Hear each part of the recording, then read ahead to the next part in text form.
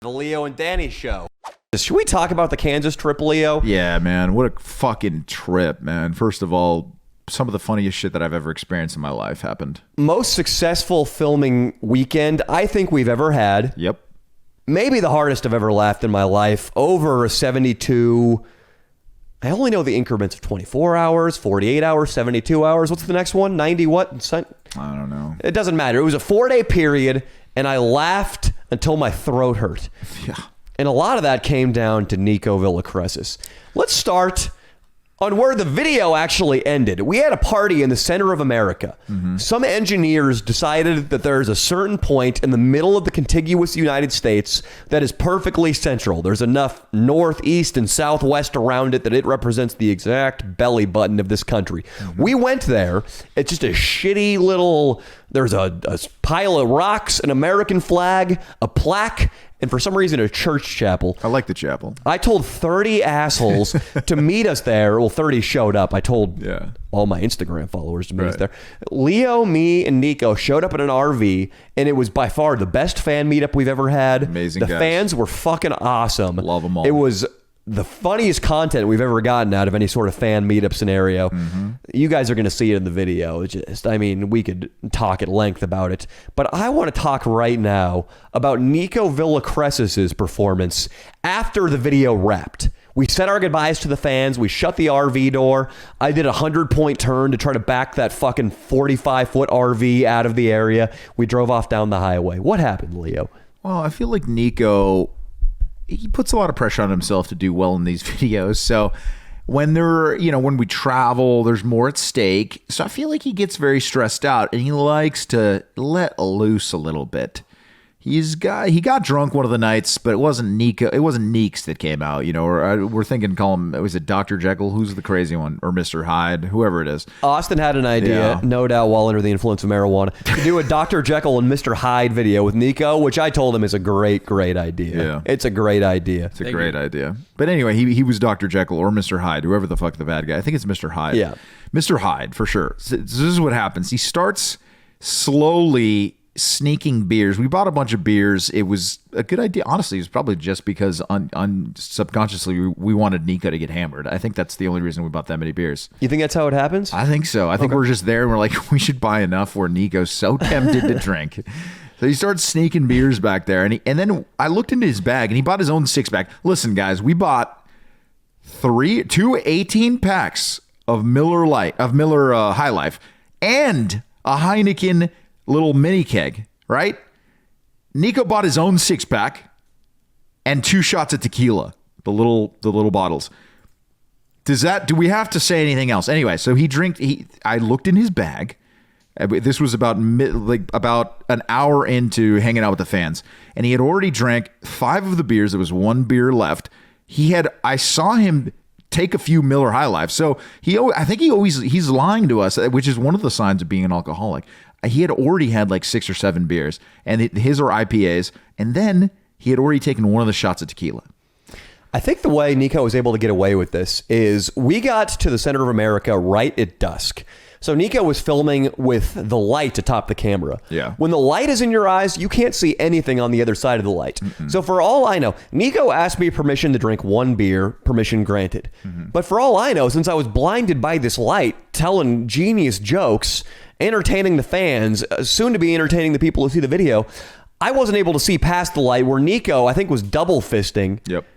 The whole time. The whole time, yeah, exactly. Double fisting in one hand. I'm telling you, man, and we did not have a lot to eat that day. Honestly, I think that it's a good idea not to have huge meals on shoot days. We have a lot more energy that way, and honestly, it worked definitely amazingly well in this shoot. But he was out of his mind, hammered, and then I poured a shot in his mouth because honestly, I wanted to see what would happen, and it ended up being unbelievable. You want to describe some of the things he was doing? Oh, look, it's Ben. We noticed he was fucked up when on the RV trip back, we'd already said, that's a wrap. The video's over. We've got so much footage right now. I think my remark is that we should probably donate a little bit of this to the Salvation Army. Yeah. That's how much good footage we have. Unbelievable. Nico starts asking incoherently, if he wants me to film him right now. I look over my shoulder. I got both hands on the steering wheel, 10 and 2, going 40 miles per hour in an RV in the pitch black. I say, wait, what is there to film right now, Nico? I just said we're done, and I'm just making sure the RV stays on the road. He's like, I'm going to film right now, Danny. And then, so I say, no, you relax. A light clicks on. I look over, Nico's recording me driving. He's recording him driving, which then I'm like, okay, this is going to get really interesting. And he would refuse to stop filming. I mean, Danny would be like, hey, Nico, look, seriously, we're good. We don't need you to film anymore. And he'd be like, okay. He'd put the camera down. He'd pass out. And then he'd like come back to life and be like, oh, are we filming? Let's film. And put it back. It was like a zombie of filming. It was unfucking real. And Leo and I, even though we knew the main video was done, we were so thoroughly in bit mode after our 4 days in Kansas. And we were fucking around the whole time. It didn't stop when the cameras were off. No. We say, let's just roll with this. Let's just get Nico to film the most mundane, trivial things. So we tell Nico, I was like, hey, man, we're going to go to this gas station. It's actually a pump that Johnny Carson used when he rolled through here in the 80s. We need you to get 10 minutes of footage of this gas pump. So Nico goes, oh, hey. He stands up. I slow down at a stoplight, and then I accelerate very slowly. I hear a in the back of the RV. Nico splats like a bug on the floor. He just completely eats shit. He's got no footing at all. So I'm like, okay, this is going to be fucking great. Yeah. We pull into the gas station. I tell Nico, I was like, hey, man, that's the Johnny Carson pump, right? It wasn't. It was just a random fucking pump at some random gas station where gas was, by the way, about $1.20 cheaper than it is here in LA. Crazy. Nico follows me inside the gas station. He's just filming me while I'm buying sparkling water and snacks for the ride home. Yeah. And so I tell him at first, I was like, Nico, stop filming. Wait. And then Leo and I go into bit mode. So what do I do, Leo? I pick up a bag of pretzels. He starts reading the fucking ingredients, guys. And Nico is just zoned in to making sure he gets every part of this bit, every single inch of this bit. Wait, I gotta make sure it's in blue. I gotta make sure that it's focused.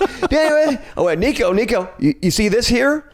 Modified cornstarch. I'm gonna say that again. It's like, yeah. It didn't stop there. So Danny's finally like we have. It's just too much. So Danny's like, okay, this is crazy. I'm just gonna go outside, fill up the finish up with the RV. Let's get out of here, right? It's fucking late. We're tired. So he goes outside and he starts filling up the fucking RV.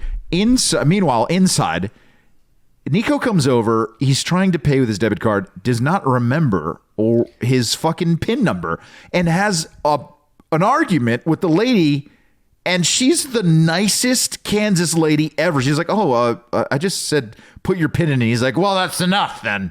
All right, I'm going to leave everything here then. I don't want it. Fine. I don't want it. I'm like, Nico, what the fuck? Put in your PIN. He tried again. He didn't make his PIN.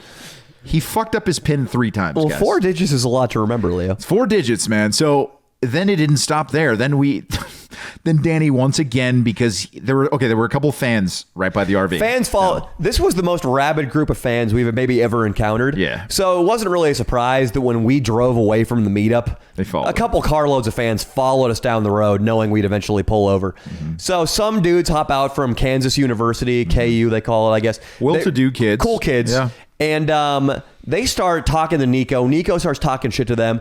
Before that boiled up, though, I was like, hey, Nico, I need footage right now with the numbers going up on this pump. He stayed there for it was from like $40 to like $100. Nico stands there, and then he's like, okay, Danny, I got it. He's like, no, Nico, that's going to end the video. We're going to have a solid 5 minutes of a gas gauge going up. And he totally credulous, buys it, starts filming it. And if you're wondering if he started doing the animosity towards me, fuck you, Leo thing, yes, he did that again. Even after what happened in the Mia video, the birthday party video, he did it again. He's like, fuck you, Leo. And he did kind of try to fight me, but then he fought one of the fans. Yeah, at one point, he decides he hates one of these fans. A tall, handsome kid in a blue KU sweatshirt. Nico decides he hates this guy. Eventually, I tell him, Nico, just shake this guy's hand. He drove fucking 4 hours to see you. Right. Nico goes in to shake his hand, then shoots a double leg on him. Yeah. Of course, because Nico is the worst grappler on the history of the planet. The kid just hips in and just dumps Nico to the ground. So Nico's on his back with this kid who's never touched a jiu-jitsu match. Right. On top of him. making Nico say uncle, essentially. Yeah. And he was doing all this with fake tattoos on his face also, which was the best part. We made him wear fake tattoos. It doesn't get really awesome, though, until the second leg of the journey home.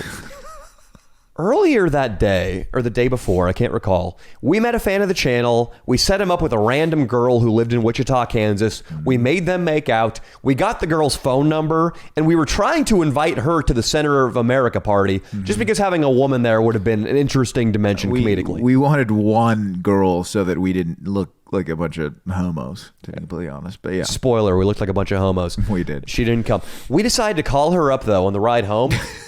Make her FaceTime with Nico. Right.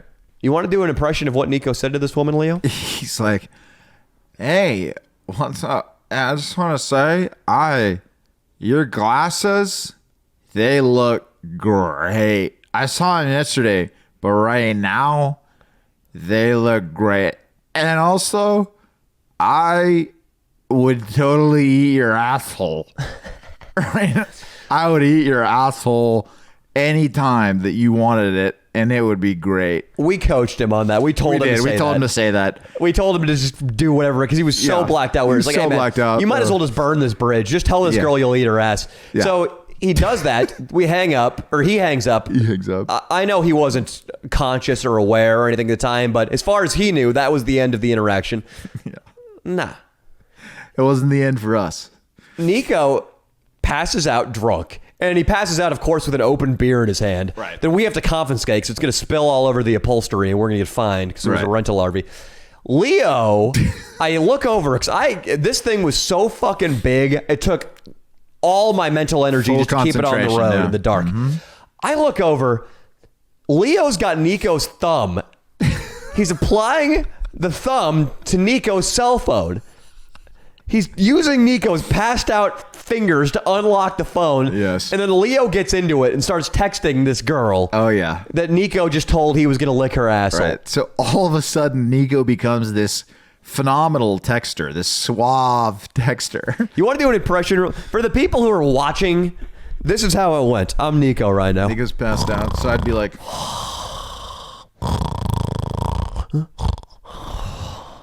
I'd text, I'd put the phone back. And when it would ding, I'd do it again. The things Leo was texting were fucking hilarious. Yeah. It was like Casanova mixed with Shakespeare, mixed with a prime John Stamos. He was talking about the moonlight and her beautiful face. Nope. And there was a couple sentences that I can almost remember verbatim. It was like, you're just a girl who I know I'm going to remember for the rest of my life. Mm-hmm. It's going to be my last night in Kansas, and I just can't stop thinking about the prospect of seeing you one last time. And then rhetorically at the end for a little flourish, life is so finite, isn't it? Things like that. And so you read that text, and you look over at Nico, the guy who allegedly sent it to this girl. He's got his tongue out. There's drool dripping down onto his shirt. So he's 10 minutes removed from yelling, I'm gonna lick your fucking ass. Yeah. Leo is, I mean, it's probably not a surprise to you guys who watch the podcast. Leo is able to convince this girl to come over to our Airbnb. Nico, the fucking whole ride home is just being a complete asshole when he wakes up. Because that's what Neeks does. He's just like, fuck you, Danny. Get me some food. Yeah. Uber Eats me some fucking food. You hate me, Danny. Fuck you. It lasts until we're walking up to the Airbnb. Yeah. And then he perks up and he sees this girl in the flesh walking. She is all hard eyes because she's been receiving these texts that were like, they looked like they were written by a guy who owns a dating service or something. They were so textbook. It was a great romantic text exchange. Yeah. She's excited. It takes her about 5 minutes before her smile and her heart eyes evaporate into a frown and a scowl. She bounced so quick. She bounced within 5 fucking minutes because she's got Nico.